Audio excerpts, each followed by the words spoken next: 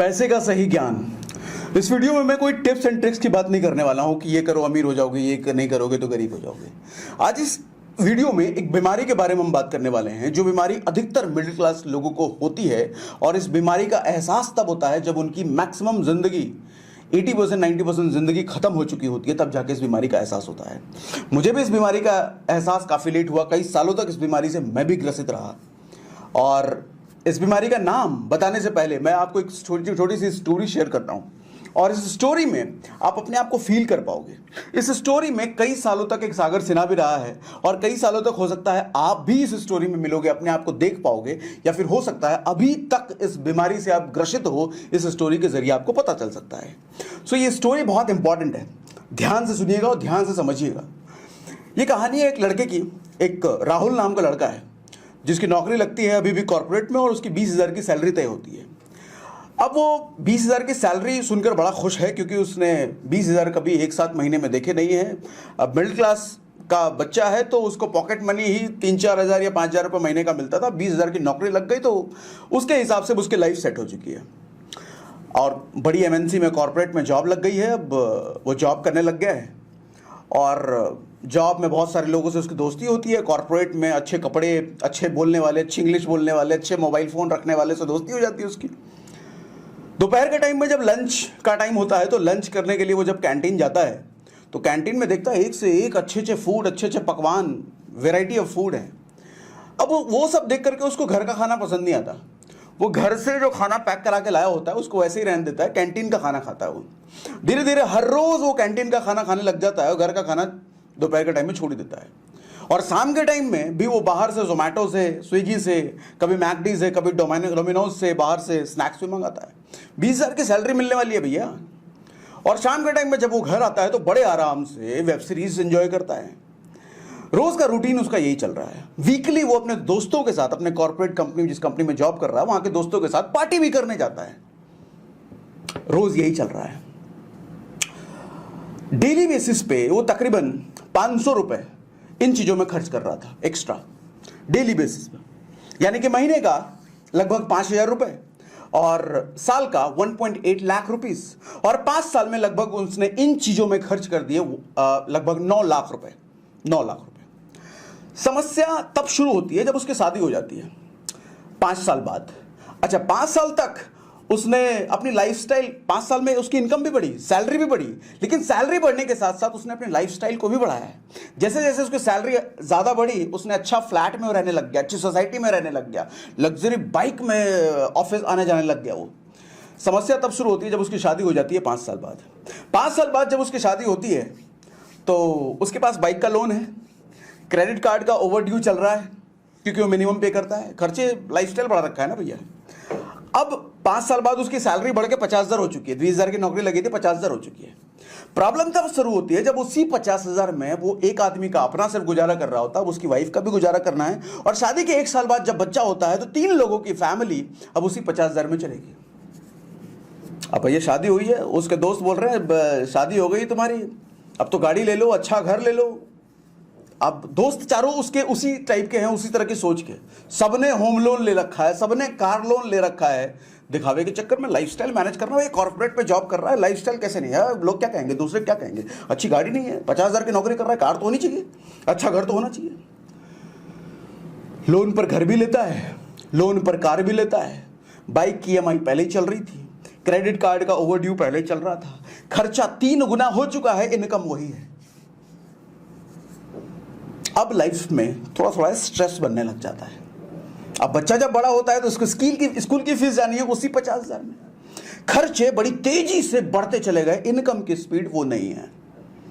अब वो लड़का धीरे धीरे स्ट्रेस में रहने लग जाता है, टेंशन में रहने लग जाता है और उस टेंशन का असर उसके काम पे भी दिखता है, ऑफिस में भी दिखता है, ऑफिस में प्रोडक्टिविटी उसकी घटती है और घर में भी दिखता है। घर में अपनी वाइफ से लड़ता है, वो छोटी छोटी बातों में उसे गुस्सा आने लग जाता है। कई बार उसने अपने छोटे बच्चे पर भी हाथ उठा दिया। ये लाइफ चल रही है, स्ट्रेसफुल लाइफ। अब इसको थोड़ा पॉज करते हैं, दूसरी तरफ उसी राहुल की स्टोरी दूसरे नजरिए से देखते हैं। वो राहुल बेसिकली मिडिल क्लास में जरूर पला बड़ा है, दूसरा वाला राहुल पला बड़ा जरूर है, उसकी भी 20,000 की नौकरी लगी है, लेकिन मिडिल क्लास में रहते हुए उसके पेरेंट्स ने उसको फाइनेंशियल एजुकेशन की नॉलेज दी है, उसको सिखाया है वेल्थ कैसे क्रिएट करते हैं, सेविंग कैसे करते हैं, इन्वेस्ट कैसे करते हैं, थोड़ी बहुत उसको नॉलेज है। अब वो 20,000 की नौकरी जरूर कर रहा है दूसरा वाला राहुल, लेकिन उस 20,000 में वो 500 रुपये रोज बाहर खर्च नहीं कर रहा, वो भी बाहर खर्च कर रहा है, लेकिन वो सिर्फ 100 रुपये बाहर खर्च कर रहा है, बाकी 400 रुपये वो इन्वेस्ट कर रहा है डेली का। यानी कि महीने का वो दूसरा वाला राहुल कितना इन्वेस्ट कर रहा है, महीने का वो लगभग 3,000 रुपये इन्वेस्ट कर रहा है कहीं, साल का 36,000 रुपये और 5 साल में 1,80,000। इस तरीके से लगभग 7 लाख रुपए की उसने बचत भी कर ली है। और ये लड़का 10,000 रुपए का हर महीने म्यूचुअल फंड में भी इन्वेस्ट करता है और 5 साल में 15% की ग्रोथ के हिसाब से 9 लाख रुपए इसने म्यूचुअल फंड से भी बना रखे हैं। और जब 5 साल बाद इसकी शादी होती है तो इसके पास 9 लाख रुपए तो सिर्फ म्यूचुअल फंड से हैं। और ये लड़का अपनी सैलरी भी बढ़ा चुका है। और जब ये जॉब कर रहा था ना, उसी 5 साल में ये रात को घर आकर के वेब सीरीज नहीं देखता था, ये फाइनेंशियल एजुकेशन अपनी बढ़ा रहा होता, mutual fund, stock investing, real estate investing और ज़्यादा ये थोड़ा सीख कर रहा था। अब 5 साल बाद जब इसकी शादी होती है तो इसके ऊपर कोई लोन नहीं है, इसके पास एक खड़ा अच्छा खासा वेल्थ है, 9 लाख रुपए तो म्यूचुअल फंड से इसके पास खड़ा हुआ है, बाकी इसने और बचा भी ले रखा है 5-7 लाख रुपए। तो चूंकि ये फाइनेंशियली एजुकेटेड था तो ये कार के दिखावे में नहीं पड़ा, होम लोन के दिखावे में नहीं पड़ा, इसने वेल्थ क्रिएट करना जरूरी समझा। पहले वाले राहुल की यह स्थिति थी कि अगर उसकी जॉब गई 5 साल बाद, शादी होने के बाद, बच्चे होने के बाद, उसके पास कोई जरिया नहीं है, उसको एक ही जरिया है, एक ही रामबाण है उसके पास, एक और लोन लेना। इस वाले राहुल के पास वेल्थ बना हुआ है, भैया बैंक में बैलेंस है, स्टॉक में भी इन्वेस्ट करके म्यूचुअल फंड में बना रखा है। इसकी अगर जॉब गई ना तो इसको टेंशन नहीं है, क्योंकि इसने सैलरी के बराबर इसने एक और इनकम सोर्स खड़ा कर रखा है इन्वेस्टिंग से, वहां से वो उतना कमा ले रहा है जितना सैलरी भी आ रही है। इसकी जॉब गई, इसको कोई प्रॉब्लम नहीं है, ये फाइनेंशियली फ्री हो चुका है।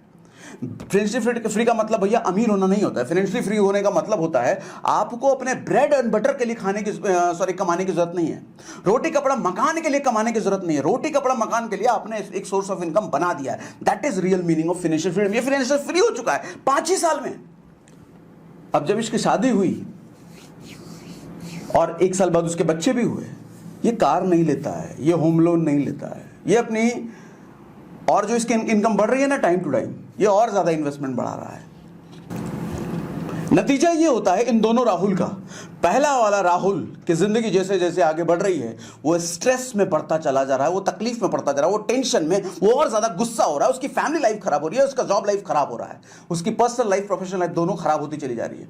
ये वाला राहुल जो बाद वाला राहुल है, इसकी लाइफ जैसे जैसे आगे बढ़ रही है, इसकी लाइफ और अच्छी हो रही है, इसका वेल्थ, इसका इन्वेस्टमेंट पैसा और बड़ा होता जा रहा है। ये दिखावे में जिंदगी नहीं जी रहा है, जिसकी वजह से इसका मेंटल पीस, चैन, सुकून, आराम से जिंदगी जी रहा है। लर्निंग क्या है इसे जरा समझते हैं। सबसे पहले financial education from childhood. Middle class को कभी भी बचपन से फाइनेंशियल एजुकेशन नहीं दी जाती है। मिडिल क्लास के पेरेंट्स को यह लगता है कि भैया हमने अगर बचपन से इसको फाइनेंशियल एजुकेशन, पैसे के बारे में एजुकेशन देना शुरू कर दिया, इसका पढ़ाई में से मन अटक जाएगा और ये पढ़ाई नहीं कर पाएगा, इसलिए बच्चे से कोई पैसे की बात मत करो। सबसे बड़ा मिथ है ये। अमीर आदमी, हर अमीर आदमी अपने बच्चे को फाइनेंशियली एजुकेट करता है बचपन से। उसको जब टॉय दिलाना होता है ना अपने बच्चे को, वो टॉय नहीं दिलाता, वो डेली बेसिस पे पॉकेट मनी दे रहा होता है अपने बच्चे को, और बच्चे को कहता है तेरे पास पॉकेट मनी है, उससे खरीद। अगर पॉकेट मनी अगर कम पड़ रहा है तो पॉकेट मनी और जमा कर ताकि तू टॉय खरीद पाए। पैसे की वैल्यू उसको बचपन से समझ में आती है। इन्वेस्टिंग, पैसा ज्यादा, पैसा कम, कब पैसा बचाना है, कहां इन्वेस्ट करना है, कहां लगाना है, ये सब सेंस उसको बचपन से होता है। मिडिल क्लास के बच्चे को कभी ये सेंस नहीं होता, कभी सेंस नहीं होता, और जब तक सेंस आता है उसकी जिंदगी खत्म होने को कगार पे होती है। दूसरा, सोसाइटी इन्फ्लुएंस। भैया चाहे कॉलेज हो या कॉर्पोरेट में जॉब, आपके चारों तरफ ऐसे लोग भरे पड़े हैं जो हमेशा आपको दिखावा करने के लिए प्रेरित करेंगे। वो कहेंगे अरे तेरे पास 50,000 की सैलरी, 60,000 की कार नहीं लिया, तेरे पास घर नहीं है, अभी भी किराए घर पे, अभी भी बाइक। ये कहने वाले चारों तरफ लोग, और वो जो कहने वाले हैं ना, सबके सब कर्जे में डूबे हुए हैं। कभी बैंक बैलेंस पूछ लेना उनसे, कुछ नहीं है बैंक में उनके। हाँ, बढ़िया गाड़ी, बढ़िया बाइक, बढ़िया घर में जरूर रहना है, बढ़िया कपड़े बहुत पहन रहे हैं, बैंक खाली है, कर्जे में, टेंशन में, घर में जाके लड़ाई करता है वो। क्यों? क्योंकि टेंशन में है ना, पैसा नहीं है, हर चीज के लिए उसको सोचना पड़ रहा है। सैलरी आएगी तो पिज्जा खाने पहले जाएगा, म्यूचुअल फंड से तो उसको पता ही नहीं म्यूचुअल फंड में कुछ होता है, स्टॉक इन्वेस्टिंग कुछ होता है। Learn investing. इन्वेस्टिंग सीखो भैया। पैसा कितना भी कमा लो, पैसा ना अपना निकलने का रास्ता ढूंढ लेता है। अगर उसको इन्वेस्ट करके कंपाउंड नहीं किया ना, कितना भी कमा लो भैया, निकलने का रास्ता पैसा ढूंढ लेता है। अब आपको डिफरेंस बताता हूं रिच और वेल्दी में। दरअसल जिस बीमारी का नाम बता रहा था ना मैं, उस बीमारी का नाम है लाइफस्टाइल ट्रैप। लाइफस्टाइल का ट्रैप, ये ट्रैप है भैया, जंजाल है, और मैक्सिमम मिडिल क्लास में फंसता ही फंसता है। रिच और वेल्दी में, जो रिच दिखने की कोशिश करते हो ना तुम, रिच और वेल्दी में फर्क होता है। क्या फर्क होता है? एक आदमी की सैलरी जब 50,000 है, तो 50,000 की सैलरी में वो क्या करता है, 9 लाख रुपए की मारुति सुजुकी कार ले आता है 10,000 रुपए की मंथली ईएमआई पर। हाँ, अब उसका रिजल्ट क्या होता है? वो रिच दिख तो रहा है, लेकिन वो है नहीं रिच। उसका बैंक बैलेंस कुछ नहीं है, उसको इमरजेंसी फंड उसके पास कुछ नहीं है, उसका कोई इन्वेस्टिंग नहीं है, और लाइफ में उसको टेंशन हमेशा रहेगी क्योंकि लाइबिलिटी में जी रहा है। दूसरी तरफ क्या होता है कि एक दूसरा लड़का जिसको 50,000 की सैलरी मिल रही है ना, वो 10,10,000 रुपए ईएमआई में नहीं देना प्रेफर करता। वो 10,000 रुपए मारुति सुजुकी में, उसी मारुति सुजुकी जिसका उसने कार लिया था, उसी मारुति सुजुकी के स्टॉक में इन्वेस्ट करता है, और लगभग 15% के हिसाब से 5 साल में वो 9 लाख रुपए बना लेता है। अब वो गाड़ी लेता है, लेकिन 5 साल बाद रिजल्ट क्या, कंक्लूजन क्या है भैया? 5 साल तक वो रिच दिखा नहीं, लेकिन 5 साल तक उसने वेल्थ बनाया, और उसी बनाए हुए वेल्थ से उसने गाड़ी ली। 5 साल तक रिच, और ज्यादा वो वेल्दी हो गया। उसके पास कोई लोन नहीं है, उसके पास कोई लाइबिलिटी नहीं है, उसकी लाइफ टेंशन फ्री है। भैया लोग अक्सर कहते हुए दिखेंगे, इनफैक्ट कुछ सालों तक मैं भी कहता था, अरे आज मैं जियो, कल का क्या है भैया, आज एकदम आराम से जियो, पैसे हैं एकदम मौज मस्ती में जियो। ऐसा कहने वाले लोग ना अक्सर आपको टेंशन में, कर्जे में डूबे हुए मिलेंगे।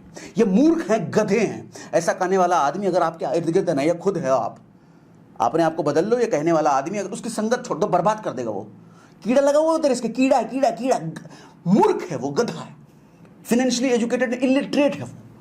आज भी जी रहा है फ्यूचर की क्या? अरे फ्यूचर की नहीं करेगा तो फ्यूचर में जाएगा ना एक दिन, पैसा कहां से लाएगा? फिर लोन में जिएगा, फिर जिंदगी गड्ढे में। रिच टेम्पररी होते हैं, वेल्दी परमानेंट होते हैं। रिच शो ऑफ के अंधेरे में जीता है और हमेशा टेंशन रहता है। वेल्दी शो ऑफ नहीं करता, वो अंदर से हैप्पी और सुकून भरी लाइफ जीता है, क्योंकि उसके बैंक में बैलेंस है ना। असली सुकून तो बैंक में बैलेंस है भैया।